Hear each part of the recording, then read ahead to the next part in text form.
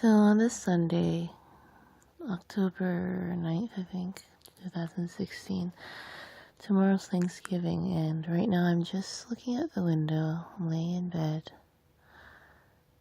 reveling, I guess, relaxing in the beauty and the moment of being able to just relax, enjoy the beauty, enjoy good things, enjoy happy things, things that feel good.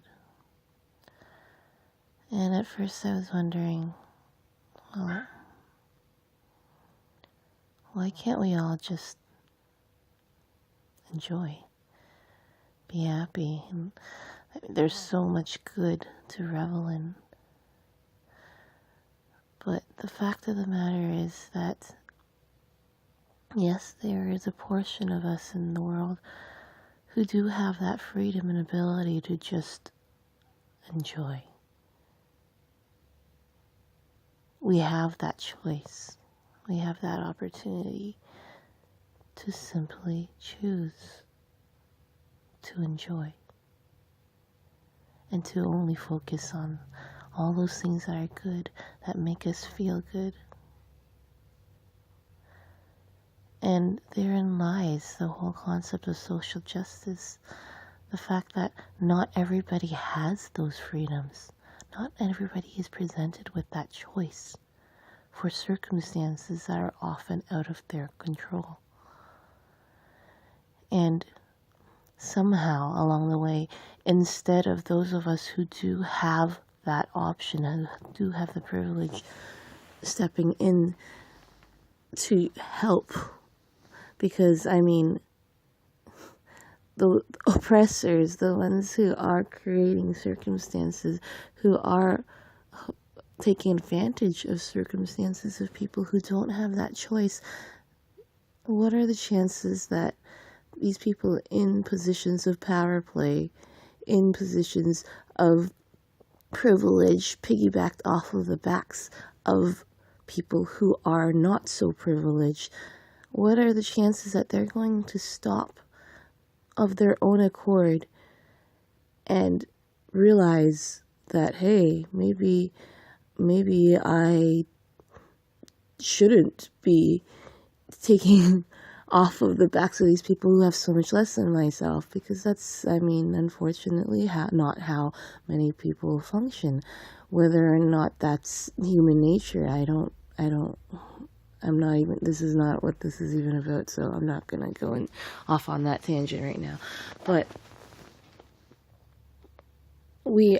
there's those of us, people like me, we're in the middle. We're in the middle, and we're happy just being in the middle and staying in the middle, out of everybody's hair. Then there are the people who are high up with the power, necessarily too much power and freedoms, and then there are the people on the lower end. And the people in the lower end are generally powerless. They can't do anything. They need help. People in the higher end, they don't want to help. They are benefiting from the imbalance. Why would they stop? And then there are the people in the middle. So here's what's happening. Instead of those of us in the middle, or some of us in the higher end, actually just trying to balance out the playing field, just trying to help make things better, give more people that option, that choice to enjoy life, we are now fighting amongst ourselves, those of us who are privileged enough to not be at the lower end, and those of us who are so privileged that we are abusing the lower end and the middle end. We are fighting amongst ourselves over the fact that instead of just helping, we are now fighting about who needs to help more, who thinks they are not helping enough, and all of that wasted effort and energy in the arguments against each other and ourselves, that's not helping anyone. Not only, of course, it's not helping the most underprivileged, which is why this whole conversation even came up to begin with, but now we are forcibly making it that much more difficult for those of us in the middle end and those of us in the upper end, to actually enjoy anything anymore. So we are necessarily making things that much more difficult, that much more bad for everyone. Everyone. This all started with the good intention of wanting to help. So those of you who don't agree with helping, okay, so just don't help, but don't add to the problem. Allow those who are wanting to help, who offer their help, to just do that much. And yes, a part of the anger lies in the fact that, yes, those of us who are trying to help, who want to help, may not have enough power to do enough, to affect enough change.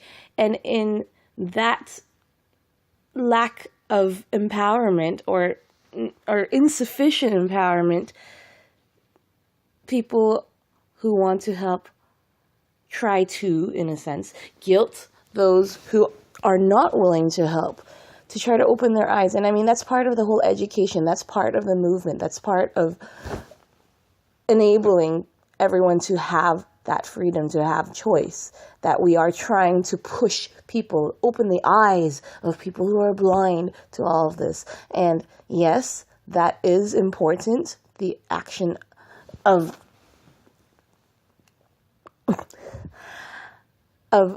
allowing the privileged, the overprivileged, to understand that the position in which they are in, that they are overprivileged, that they are in a position of power, that they do have the power to help. But we've really lost our way. Like, there's a certain point where we really shouldn't get so stuck in, with all our efforts, in trying to push the powerful and the privileged, when time and time again they have proven that, like some of them have proven that they don't want to listen, that instead of helping, they are willing to clamp down on this whole idea of social justice, of progressiveness, of trying to make life livable and enjoyable for all, and not just for the small percentage. That we are constantly engaged in this war. The middle class against the upper class, the nicer whites against the not so nice whites, or the colored people against the white people, or the brainwashed colored people. I don't know. Just nobody is winning in this. Nobody wins. Why don't we just move back so many steps, back to the origins of where all this anger stemmed from? Yes, there is so much injustice, and yes, we are trying to help make a difference. We're trying to even out the injustice.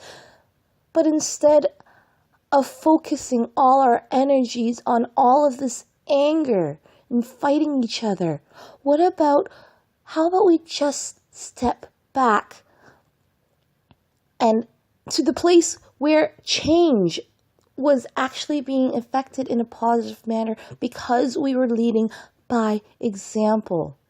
Because instead of waging war against each other, we were simply focusing our efforts in helping those who are less privileged.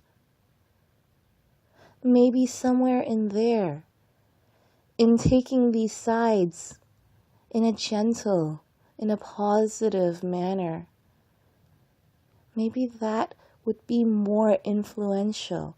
Maybe that is more capable of reaching the eyes and hearts of people who are otherwise just black and angry. There are people in this war who aren't really taking any specific sides. there are those of us who may have really tended toward the side of helping, and yet there's so much anger being thrown at them for circumstances that, yeah, in a lot of cases are out of their control. For example, the white man. I see so many examples of white men who really do have the capacity to help, to understand, and yet, because of all the anger that has been thrown at them for circumstances outside of their control, that they were born male, that they were born white, that they have just naturally taken on the role of absorbing everyone's anger. That they are told time and time again that, oh, you're privileged, you need to understand your privilege, you need to check your privilege, and because you're so privileged, you need to affect all of this change. It is on your shoulders. It is your job because you are in the position of most power. And sure, there are white men who absorb all that, understand it, and are able to make sense of it, are able to affect positive change as a result of it. But it's a huge undertaking. It is a lot for anyone to be born into a position of accusation. Yes, the same happened to the black man and to the black woman and to the colored anything and to the gay anything or whatever. Yes, those people also did not choose. And yet, they are born into a position of victimhood. In trying to even the grounds to say that, no, these people should have never been born into a position of victimhood. They should not have been born as victims.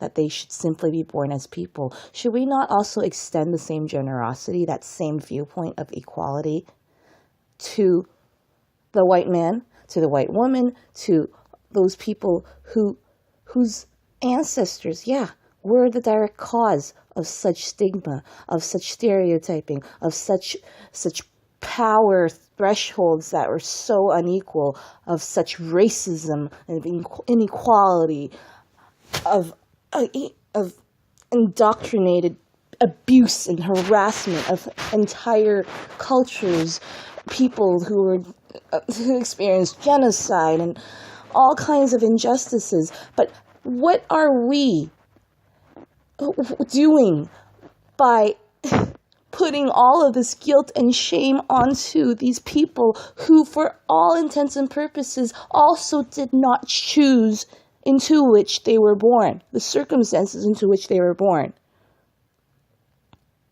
So instead, the white men who couldn't handle the burden of the world's troubles, of the world's angers, they now, instead of being our allies in trying to even livelihoods, in trying to create opportunity for everyone, instead, now they have put up all of these defenses, these walls, in trying to just deflect the attacks on their own person for things that were not theirs to own.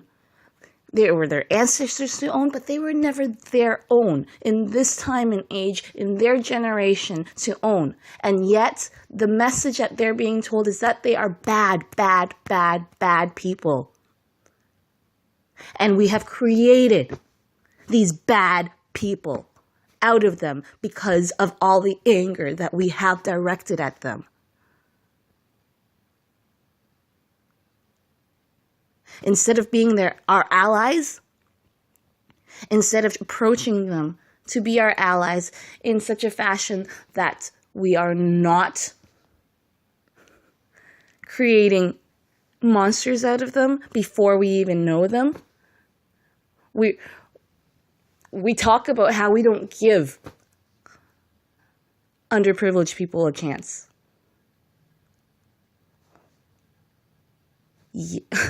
Yes, I understand the argument from all sides. But just as historically, the white man or the any person who has not given opportunity to all the others. How are we ever going to solve that problem? By now just re-victimizing or choosing a new victim and making a new victim out of that white man. We need them on our sides. We've acknowledged that. That's why we attack them so greatly in trying to convince them, oh, do you realize all of the terrible things in this world that are a result of you, people who look like you, and all of your ancestors who looked like you? It was because of you. We're trying to make allies of them by guilting them. It is not their shame to own. And since when was that an effective strategy to gain an ally, by making them so guilty? Where is the love? Where is the empathy? Where is the perspective of approaching anyone with a good cause in mind, with good intention, by showing them empathy? By showing them what good they could do. We have gotten so far from that it is so difficult. Initially when I encountered some white men who are so vehemently against the ideas of social justice and progressiveness that they look down on all of it. Yeah, okay, that's another conversation, that some progressives have just gotten way overboard, that now everything is offensive. And seriously, life is not about being offensive. Ignorance without the intent of harm, without actual harm, does not need to turn into a negative thing. Many of those instances could simply be an opportunity for education, teachable moments, an opportunity for empathy, for everybody to understand each other. Great. We don't know many things. Every single one of us are so ignorant to so many things, and that does not necessarily mean we are bad people. In most cases, it does not at all mean we are bad people. We do not need to take offense over everything and so many things. But the point is, and I've, again, tangented off, gone off on a tangent. These wonderful white men that I have ever encountered who are just so angry in return. You cannot, unless you're not even a human being, you cannot respond to a lot of anger directed at you without hardening up and becoming angry yourself.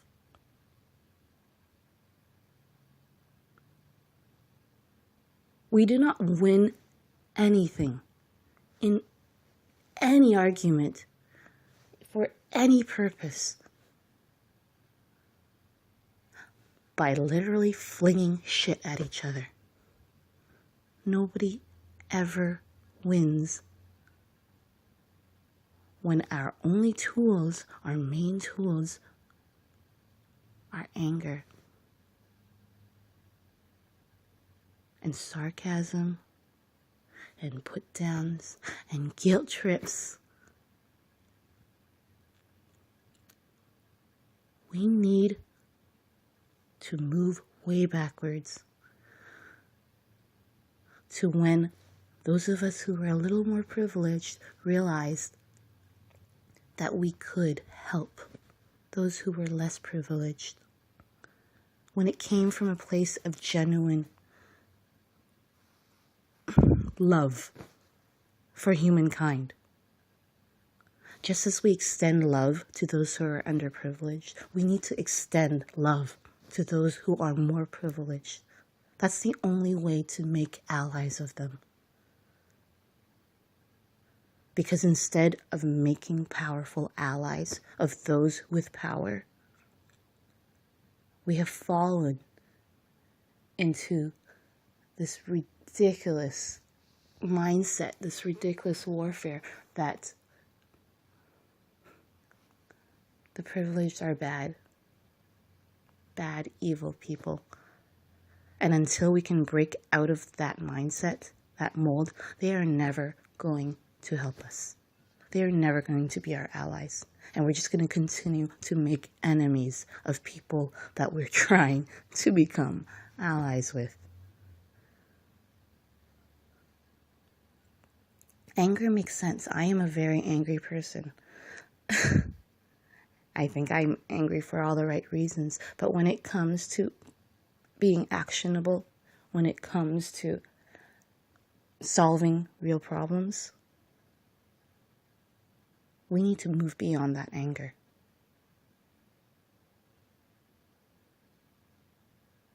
Seriously. Stop victimizing everyone. And realize that we are all here in this world. We are all here together. And yes, none of us are going to come out of it alive. We are all people. Humans are so flawed by nature. And that's okay. We can acknowledge that.